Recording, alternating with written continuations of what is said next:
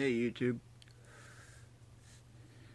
Um, I know it's been a while since I've really done one of these. A vlog.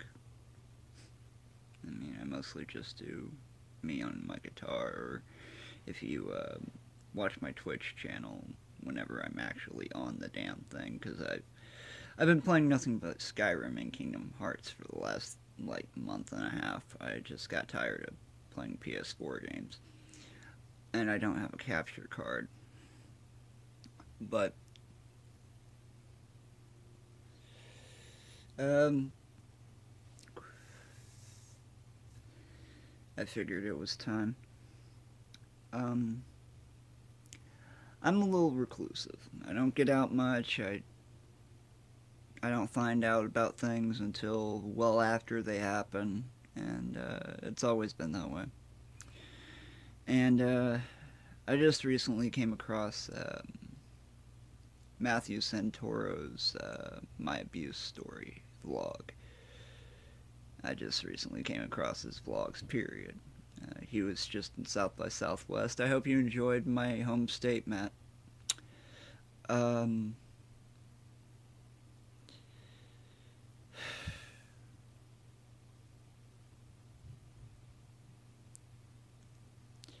I got my own story, and I never really went into it, but me and this person haven't spoken in almost a decade, and I don't think I'm really at much risk here. And even if I were, I don't care. Um, there's a point where silence is gonna kill you before anything else does.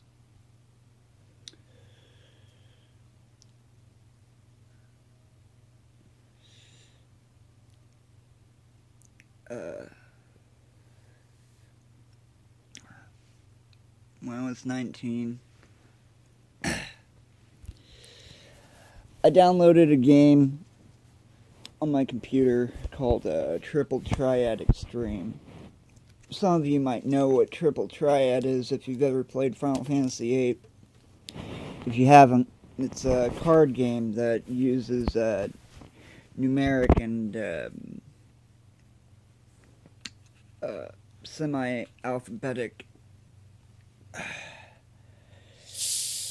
dominance to ascertain over certain cards. But there was an online version, freeware, made by a fan, and I met some people there, one of who was actually, you know him as Demaz Phantom, and we work together occasionally on Twitch. And he's actually uploaded a couple of videos with me doing some voiceover work. If you come across the Arkham Knight clip of Ramon, Batman wants to rape Anita Sarkeesian. Anyway. I got into long distance relationship with someone who was already in a relationship. Stupid mistake of me. And I cannot emphasize that more. I should have left it alone.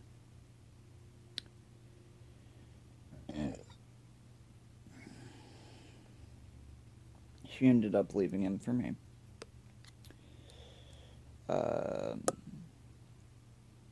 That October, she ended up moving down, living with me and my mom, and my stepsister. Things were okay at first. You know, I'm not gonna lie. It started off great. Uh, I mean, granted, we were fucking nonstop, but it started off great. Then, you know, I was still I got held back in high school, so I was still going to school, but I was getting SSI checks from my mom, and I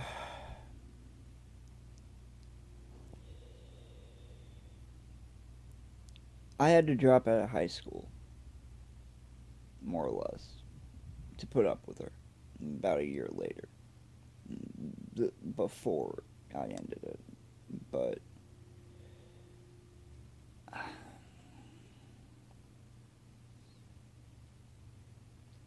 that that New Year's Eve is when things started to take the downward spiral. She tried to fuck my stepsister and her husband. And what's worse is she did it right in fucking front of me. Now, see, I was 19, I was young, I was naive. I thought, hey, she's drunk. Let it go. It wasn't the first time. It wasn't the only time it was going to happen. It probably wasn't the first time it happened, but it was but more than likely the first time I caught on. She fucked my brothers-in-laws, two of them. I'm not mentioning names. I don't need that kind of backlash. But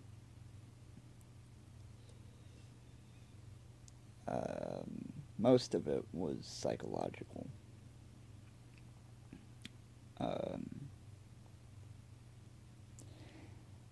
But this was all over the course of a year. Okay, this was spread out. After that incident, she didn't really have many more.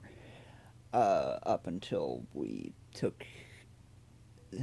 There was a point right before we took a hiatus, but I'll get to that. She would seclude me from my family.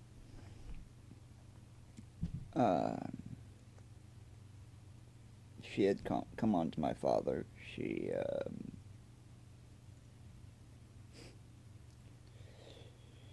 didn't like me being around my mom, and I was extremely close to my mother. She was my best friend. And, you know, evening routines for me were to, go out to the living room, watch TV with my mom until she would decide to go to bed, and then I'd go to bed. No.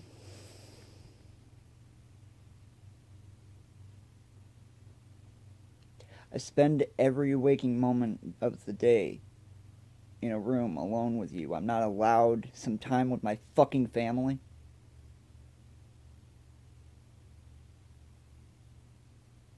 They were here first, bitch. That's just how I felt at the time. One night I actually told her that. She slapped me. First time I've been hit in the face.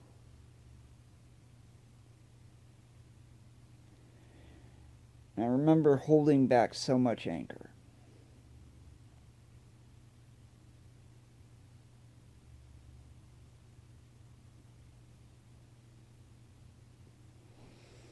But I let it go.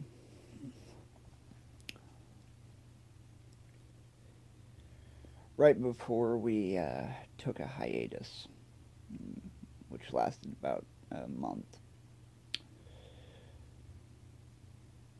I found out that she had fucked my brother-in-law.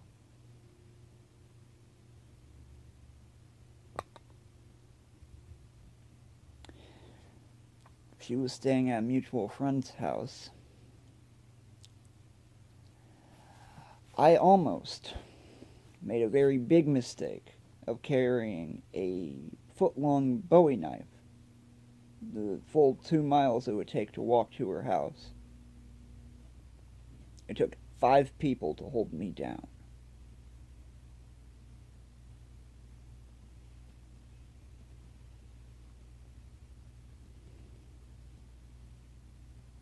Including one of them being former military. So, About a month later, she calls me. She's like, "I want another chance."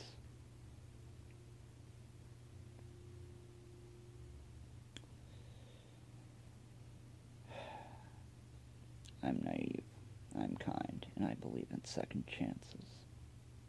So I gave her a second chance. It got worse, as we all know it would. She started becoming physically abusive. Whenever I didn't do exactly what she wanted, she'd punch me in the arm. And occasionally she'd get emotionally abusive, call me stupid, call me retarded. Let me clear something up, folks. I do have a processing issue. I am technically retarded.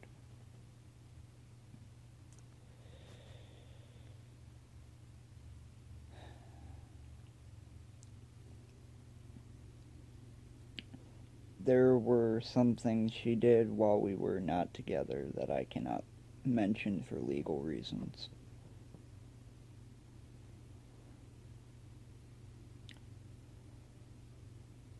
And those legal reasons have had me fearing for my life every day for the last several years.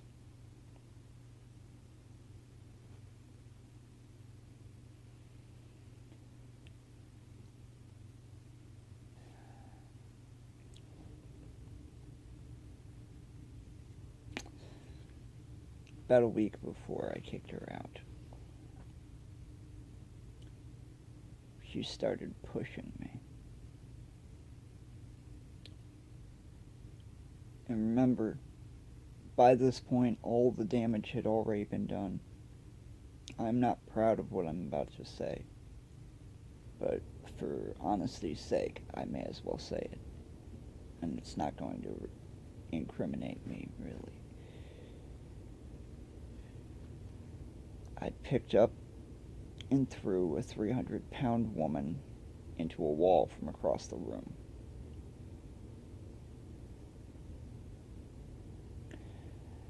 I'm not proud of that. I don't believe in violence unless it's absolutely necessary. And at that point, I felt it was absolutely necessary. I didn't go further. I didn't hit her. I didn't try to choke her.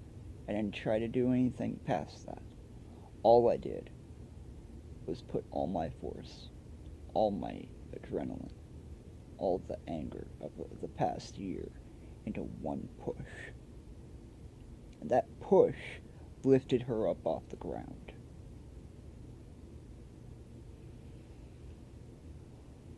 A week later, I sent her to Ohio.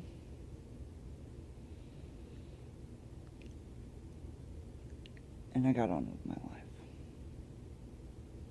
But I never said a word. I talked to the people that mattered, but